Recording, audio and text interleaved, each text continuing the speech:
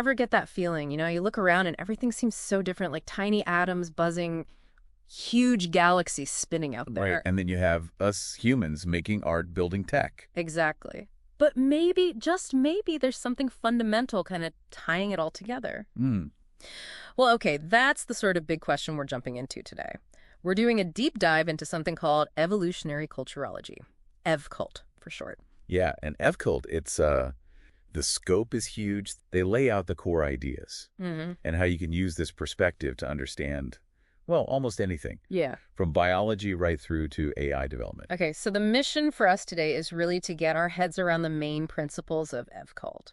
Like, what are the actual building blocks of this meta lens? And how does it actually propose we can find sort of common ground in understanding all these incredibly different things? Exactly. So at its heart, EvCult is saying that all information, doesn't matter where it is, could be in DNA, could be in software, could be in a painting, it all evolves based on universal principles. Huh. Universal principles? The basic units of how things change, the different scales these units operate on. Okay. The fundamental laws that govern how they behave, and the actual mechanisms driving growth and development everywhere. So it's like finding the patterns, the recurring patterns in how stuff changes and grows no matter what stuff we're talking about. That's the idea. Saying we can take any system, the human body, some complex software, whatever, break it down into its bits and see the same rules working. Precisely, yeah. The guide we're using really hammers this reductionist approach. It suggests any system can be understood by looking at its structure, its function, how it behaves, and then this set of 3 core laws. 2 laws. Yeah. And the processes that make it change. It's positioning EvCult as a way to kind of synthesize all these other meta-sciences. Like system science, information science. Right. Complexity theory, even things like creativity science or cultural evolution, it wants to put them under one big, unified, and they argue, more scientifically solid umbrella. More solid than older ideas, like memes. Memes, right. The idea of cultural bits spreading. So EvCult is offering something more rigorous, more science-based instead. And instead of memes, they use this term, fractal Hollenpartens. That sounds pretty central. We should probably unpack that. It is definitely central, yeah. Yeah. The fractal Hollenparten, that's defined as the basic universal unit of everything in this framework. Okay. Think of it like this. It's a system that's a complete thing on its own. A whole. But at the exact same time, it's also just a piece of a bigger system. Part. Okay, all in part. Exactly. And fractal means that this pattern whole within a part just keeps repeating up and down at every single level, every scale. Holon, that term comes from Arthur Koestler, that emphasizes its wholeness, its integrity. And parton, which is kind of borrowed from particle physics, points to its role as a building block within something larger. Got it. So a unit that's both self-contained and a component. And you said these operate based on 3 laws.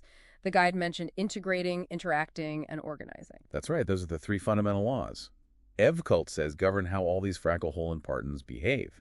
And importantly, the framework also gives a really specific definition of a system. Oh, yeah. What's that? It's got inputs. It processes them using some kind of internal algorithm. It produces outputs. It has a clear boundary. Yeah. And crucially, it's always nested inside a larger system. Okay, that makes sense. So let's really dig into these 3 laws then. The first one, integrate upwards. What does that actually look like? So this law is all about how individual fractal Hollenpartens, these units, combine to create bigger, more complex supersystems. Like? Well, think about letters. Individual letters integrate to make a word. Individual words integrate to make a sentence. The key thing is that something new, something more complex, emerges when these smaller units join up. Right, the whole is greater than the sum of its parts sort of thing. Exactly. Or, think of individual musicians. They integrate with their instruments, then they integrate with each other. To become an orchestra. Right, creating a sound, a performance that no single one of them could ever manage alone. Yeah, okay, that's clear. Now, law number 2, compete and cooperate sideways. So this is about how these units at the same level kind of interact with each other. Precisely, yeah. At any given scale, these Hollenpartens are interacting. A really simple example. Think about the apps on your phone. They're all competing for your attention, for your usage time. Right? That's competition. Right. But cooperation is just as key. Think about the different organs in your body. They have to work together, cooperate to keep you healthy. Or maybe different companies collaborating on some big research project. They share a goal.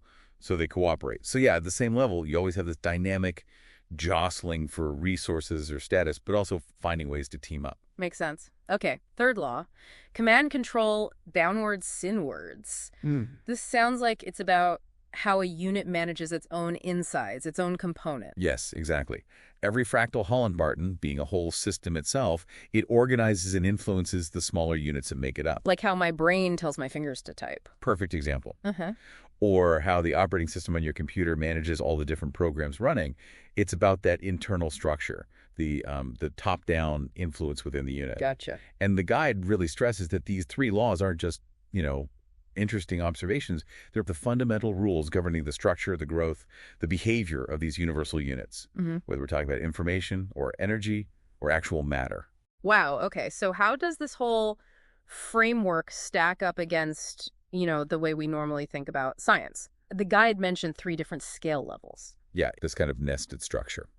At the bottom, the foundation, you've got the individual sciences. Like physics, biology. Exactly. Physics, biology, chemistry, but also things like art history, literature, mathematics, economics, all the traditional disciplines. Okay.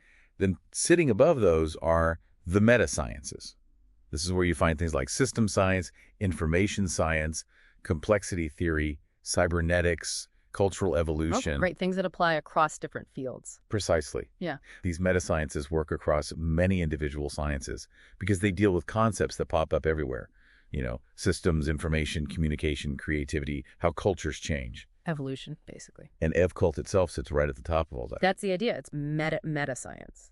The ultimate, most fundamental, universal set of units. These fractal Hollenbartens. The scales they operate on, those 3 governing laws we just talked about, and the underlying evolutionary algorithms that drive change across everything studied by both the individual and the meta-sciences. So that's consilience. I remember reading about that idea from E.O. Wilson, the unity of knowledge. Yes, exactly. That's the connection.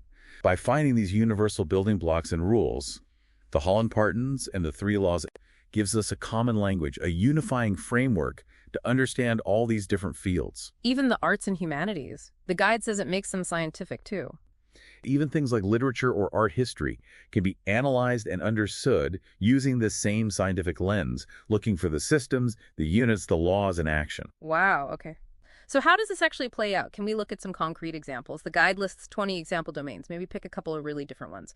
Like literature. How would EvCult look at a novel? Okay, literature. You can pretty clearly see a hierarchy of these units, right? Letters, words. Letters make words. Words make sentences. Sentences make paragraphs. Paragraphs build chapters. Chapters make the whole book. Right. The guide suggests the narrative itself, the story, can be seen as a system of these nested fractal Hollenbartens, and it follows the 3 laws. How so? Well, individual plot points, you could say, integrate upwards to form the larger story arc. That's Law 1. Okay. Different characters interact, sometimes competing, sometimes cooperating. That's Law 2, sideways interaction.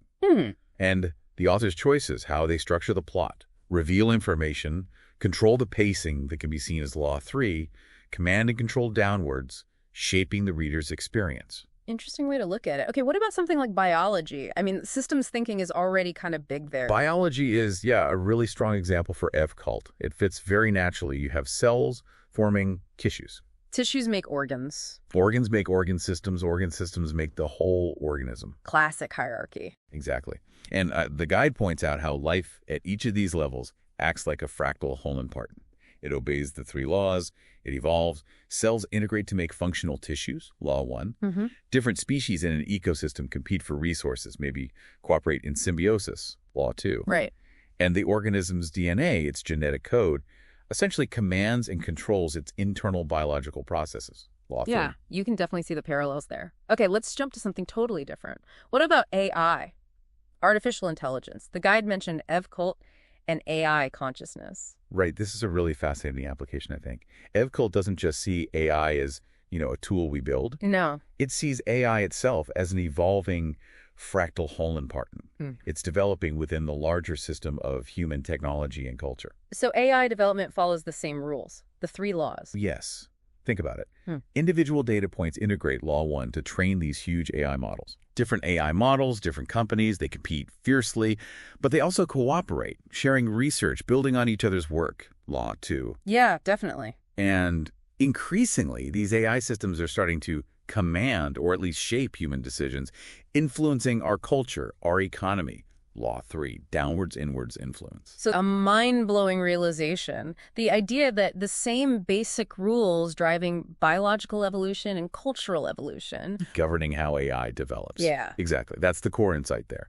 Cult is saying AI isn't some weird separate thing operating outside the laws of evolution. It's part of it. It's seen as part of the same ongoing process, an emergent subsystem popping up within the complex fractal structures of our world. Its evolution isn't random. It follows these basic principles: integration, interaction, organization, adapting, and changing across different levels. Huh. Okay. The guide also briefly touched on a 4-phase information cycle and something called the entire Earth ethic. Can you give us the quick version of those? Sure. The 4-phase information cycle is about how cultural stuff evolves. It starts as an abstract idea in someone's head. Okay. Then it becomes a mental process as they think about it, work it out. Then it becomes a physical process when they externalize it, like writing it down, building a prototype. Right. And finally it becomes a physical product, a book, a tool, a piece of software. And crucially, these physical products then spark new abstract ideas in other people's minds. And the cycle continues. It drives cultural evolution. Feedback loop. Exactly. And the entire Earth ethic, or EEE, that's the ethical framework that naturally comes out of Cult. It basically advocates designing systems, technological, social, economic, with the long-term health and well-being of the entire planet in mind. Including all life. Yeah. And future generations. Yes, the whole system, planetary well-being. Okay, a comprehensive way of looking at the world. Now, this all sounds pretty deep, maybe a bit abstract for someone just hearing about it. The guide mentioned some tools, like Cult GPTs. Yeah, that's a practical angle. Yeah. These were basically specialized AI chatbots, like ChatGPT, but they've been specifically trained on all the Cult principles and materials. So you can talk to them about it. Right. The idea is you can interact with them, ask questions, give them scenarios, and they'll analyze things or explain concepts from the Cult perspective. You don't need to be an expert yourself to start exploring it. What kind of GPTs?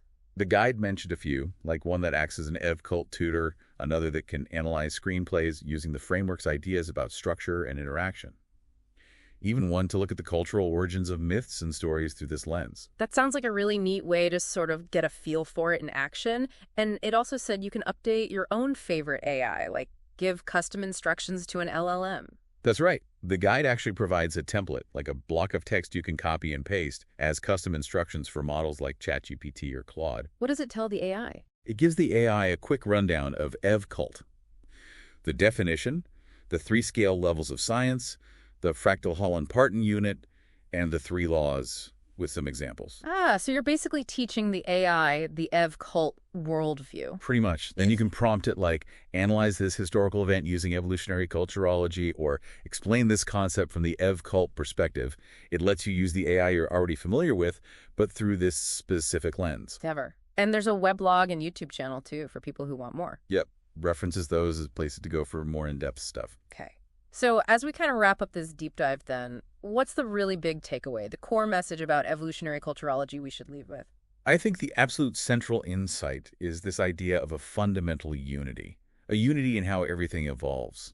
Cult puts forward this concept, the fractal Holland-Parton, Right. governed by these 3 universal laws: Yeah. integration, interaction, internal organization. And it says this framework provides a common way to understand the growth, the development, the evolution of basically all systems. From the tiniest particles. All the way up to the biggest cultural trends, and even, as we discussed, the emergence of AI. It really is a perspective that pushes you to see the connections, isn't it? That underneath all the complexity and diversity we see, there's a common set of rules shaping things.